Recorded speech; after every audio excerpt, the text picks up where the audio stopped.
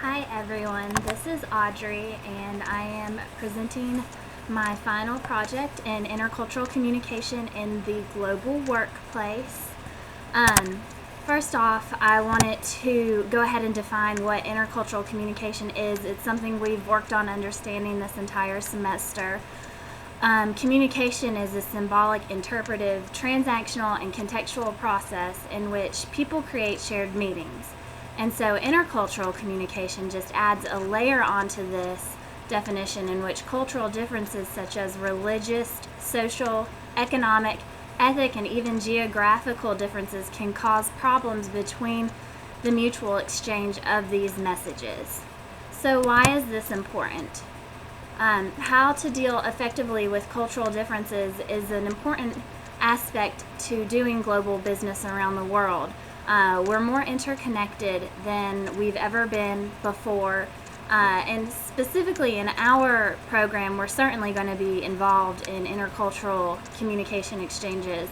But even as the U.S., with its metaphor of the melting pot or the tapestry or the salad or whichever metaphor you like best, demonstrates that we are all interconnected and we're going to have intercultural exchanges on a daily basis. So understanding cultural patterns, norms, values, and beliefs is definitely important, and also developing a mutual respect for one another to help reduce ethnocentrism and stereotyping is another important aspect, specifically in doing global business. Why do corporations go global? Companies can go global for many different reasons. Some are because they're aggressive or proactive in the market, while others are defensive or reactive. To remain competitive, companies have to move fast to build strong positions in key markets. This gives them the first mover's advantage.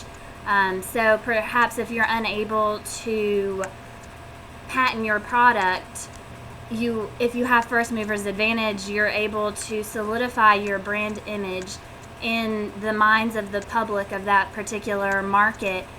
So when other competitors do infiltrate the market, you're going to be the first image in that person's mind, and that gives you a huge advantage. Some other influences for a global strategy are, of course, cheap labor, trade barriers, perhaps to avoid regulations, to meet foreign customer demands. Maybe your product is really popular abroad, but they're having difficulties obtaining your product. So if you move into that market and have a local base, you'll be able to fill that demand better. And also just long-term strategic plans.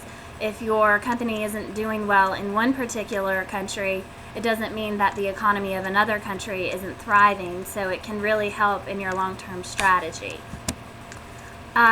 Global companies obviously run into cross-cultural communication problems, and if you are effective in those communications, it can really help the business run more smoothly. You have to acknowledge potential problems that can occur and take proactive steps to minimize conflict, and it'll help your employees work better together. You have to have time to adjust behaviors, though. It doesn't happen overnight. So as an employer, you should provide opportunities for your employees to be exposed to and learn about each other in cultural context, and maybe what their habits might be before problems arise. Setting expectations throughout the company, and that, ensuring or reassuring your employees that, maybe some additional effort might be required to help understand each other is important, because I think patience is a big part of understanding one another in a cultural context. And then as an employer, you should foster engagement and thoughtful consideration instead of jumping to hasty conclusions that can lead to volatile, unpredictable conflicts. So communication in a global corporation really can be costly for a company if problems aren't potentially minimized and obviously help avoid conflict.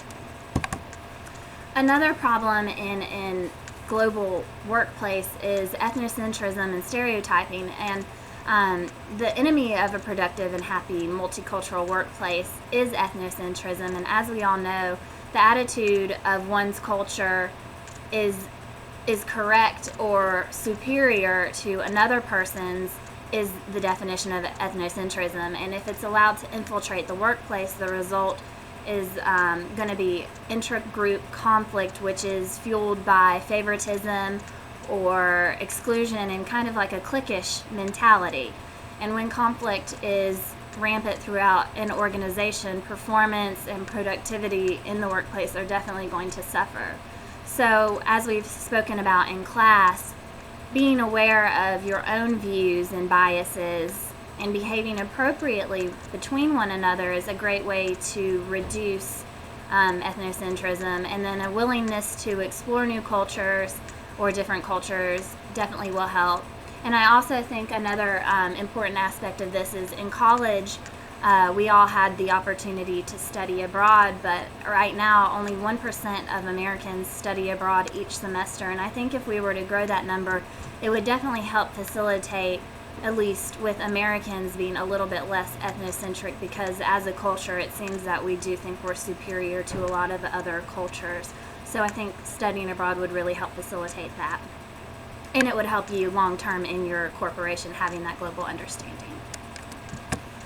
Next is managing cultural diversity. So if you're going to go into a foreign country and set up a factory or a production facility, you obviously need to know what the cultural patterns, norms, values, and beliefs are of that culture, or you're going to fail.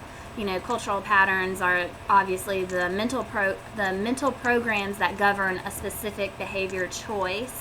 The norms are the socially shared expectations of appropriate behaviors, and this is a big one, especially being a Westerner.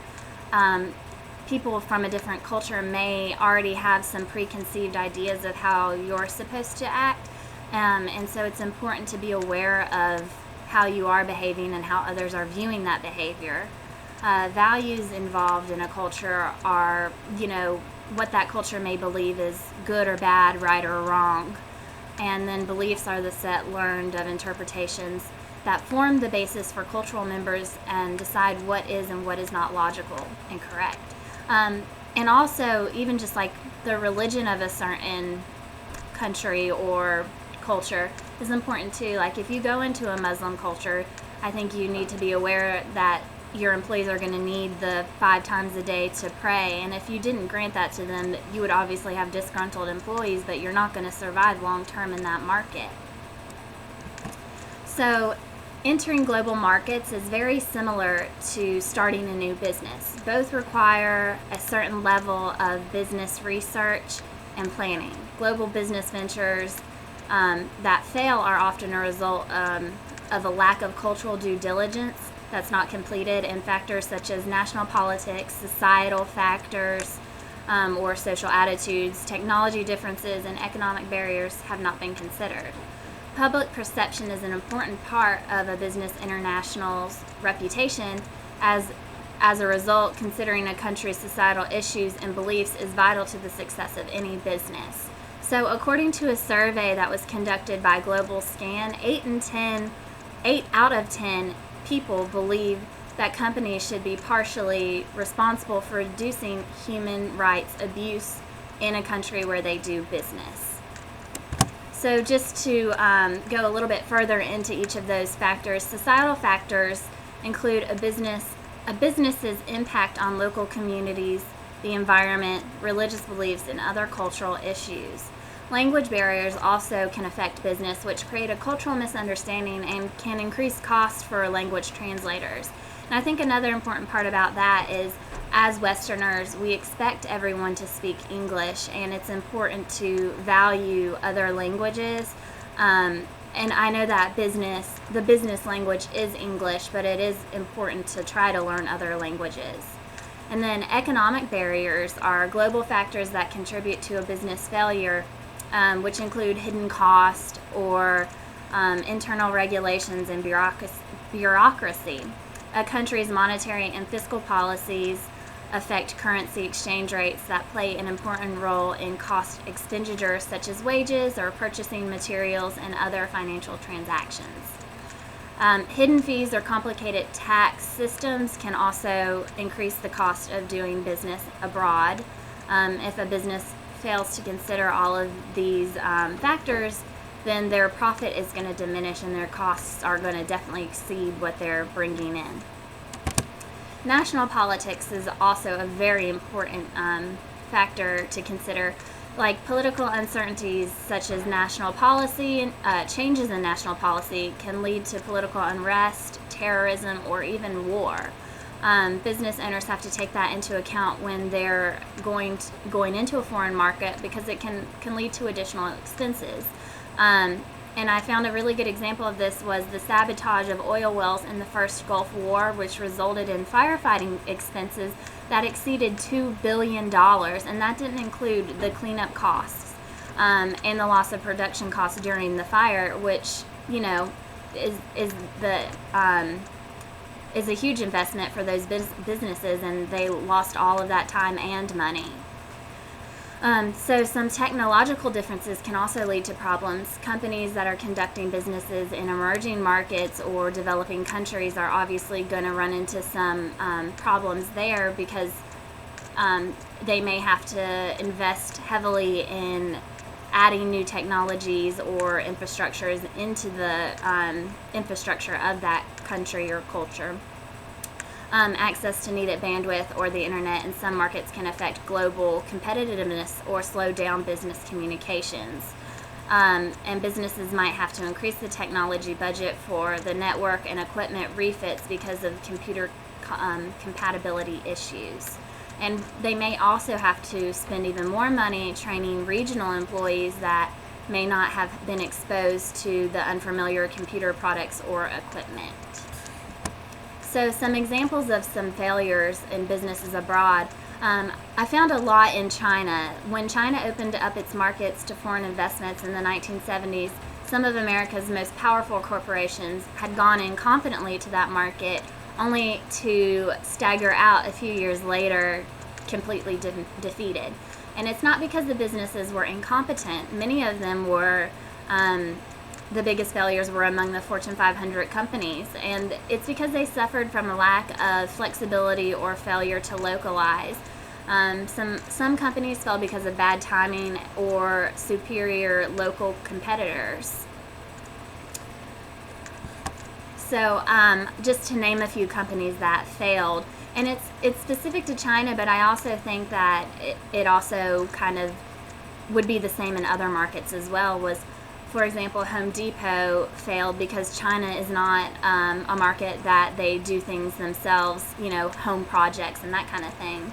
Mattel failed because Barbie is an icon in American culture, but the Chinese didn't care at all about who, you know, Barbie branded products.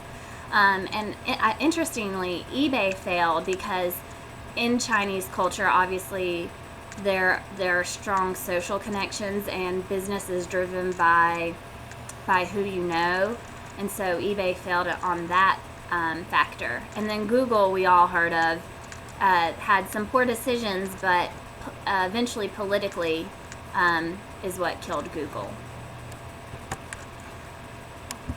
So just as a review of what we've learned, it's important to know your own cultural background and recognize your own ethnocentrism or stereotypes when dealing with others in a foreign market. And before you move into a foreign market, you need to know, you know, the cultural history and their heritage, which goes back to the societal factors, the economic barriers, the political instability, and the technological incapabilities. And you also need to be aware of how others are going to perceive you in that market. If you have a bad reputation, your products won't sell. So you need to adjust your behavior and foster a mutual respect among those in your company and those who are interacting in a foreign market with. And, you know, just keep an open mind about everything when you're dealing with a new culture, and try and be understanding. And I just wanted to thank everyone for listening to my presentation, and I had a lot of fun this semester going through this class with you all, and I hope you have a happy Thanksgiving, and I will see you guys later.